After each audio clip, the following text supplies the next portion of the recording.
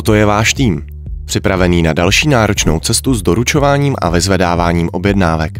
Pokud je vaše organizace založená na tištěných dokumentech, řidič musí z dokladů zjistit, kam má jet a co má dělat. Ale to je časově náročné a nešikovné. Při nakládce a doručování zboží bez detailní kontroly snadno vznikají chyby.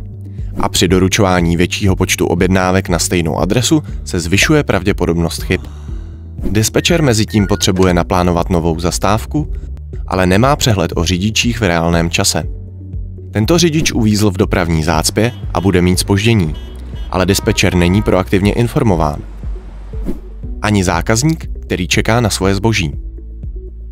A co všechny tyto vratné obaly? Pokud neexistuje přesná evidence o jejich doručení a vyzvednutí, postrácejí se. A na konci dne musí někdo přepsat všechny papíry do systému. To zabere spoustu času, mohou zde vzniknout chyby a oddaluje to fakturaci. Navíc to značně komplikuje řešení stížností ze strany zákazníků. A vedení firmy nemá údaje o výkonnosti, takže nemůže optimalizovat služby.